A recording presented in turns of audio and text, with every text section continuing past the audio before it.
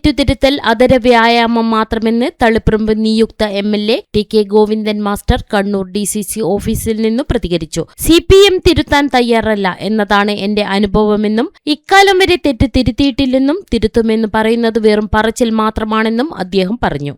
നേതൃത്വം മാറണമെന്ന് പറയാൻ താൻ ആളല്ല. പിണറായി വിജയൻ തോൽക്കുമെന്ന് തോന്നിയപ്പോൾ തനിക്കും വിഷമം തോന്നി. അതേ വിഷമം DCC പ്രസിഡന്റിന് പോലും തോന്നിയിട്ടുണ്ടാകും. PV അൻവറിന്റെ നീക്കങ്ങളുമായി സഹകരിക്കില്ല. അൻവർ തന്നെ കാണാൻ ശ്രമിച്ചെങ്കിലും താൻ കൂട്ടാക്കിയില്ലെന്നും അദ്ദേഹം പറഞ്ഞു. തളിപ്പറമ്പിൽ UDF ചരിത്ര വിജയമാണ് ഉണ്ടായിട്ടുള്ളത്. UDF പിന്തുണക്കുന്ന സ്വതന്ത്ര സ്ഥാനാർത്ഥിയായിട്ടാണ് ഞാൻ മത്സരിച്ചത്. ആ വിജയത്തിനു വേണ്ടി പ്രവർത്തിച്ചത് UDF ഉശിരുള്ള പ്രവർത്തകന്മാരായിരുന്നു. ചുരുങ്ങിയ സമയം മാത്രമാണ് തെരഞ്ഞെടുപ്പ് പ്രവർത്തനം നമുക്ക് ലഭിച്ചിരുന്നെങ്കിലും എല്ലാവരും അഹോരാത്രം പ്രവർത്തിച്ചതിന്റെ ഫലമായിട്ടുള്ള ഒരു തെരഞ്ഞെടുപ്പ് റിസൾട്ടാണ് ഉണ്ടായത്.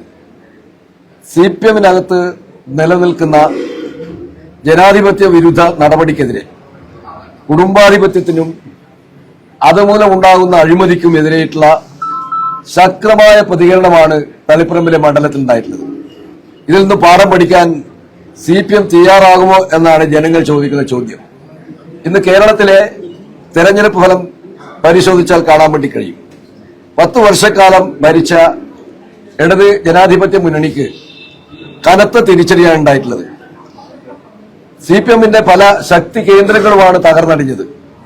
ഇത് കാണിക്കുന്നത് CPM ഇന്ന് എടുക്കുന്ന നിലപാടുകൾ ജനങ്ങൾ അംഗീകരിക്കുന്നില്ല. CPM നേതൃത്വം സ്വീകരിക്കുന്ന നിലപാടുകൾ ജനങ്ങൾ അംഗീകരിക്കുന്നില്ല. അതിനുള്ള തിരിച്ചടിയാണ്. ഇപ്പൊ ജനങ്ങൾ ഞങ്ങളോടൊക്കെ ചോദിക്കുന്നത്, ഇനിയെങ്കിലും നിങ്ങളുടെ പാർട്ടി പാഠം പഠിക്കുമോ എന്ന ചോദ്യമാണ് CPM-കാരോട് ജനങ്ങൾ ചോദിക്കുന്നത്. തീർച്ചയായിട്ടും ഈ തെരഞ്ഞെടുപ്പ് ഫലം CPM-നെ ഒരു പാഠം പഠിപ്പിക്കുന്ന ഒരു ഫലമായിരുന്നു.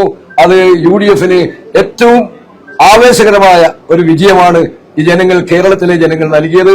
തളിപ്പറമ്പിലെ ജനങ്ങൾ തീർത്തും വിശേഷിച്ചും CPM-ന്റെ കോട്ടയായിട്ടുള്ള തളിപ്പറമ്പിലെ കേന്ദ്രങ്ങളിലെല്ലാം ആ പാർട്ടിക്കെതിരായ ജനവികാരമാണ് പ്രകടമായിട്ടുള്ളത്.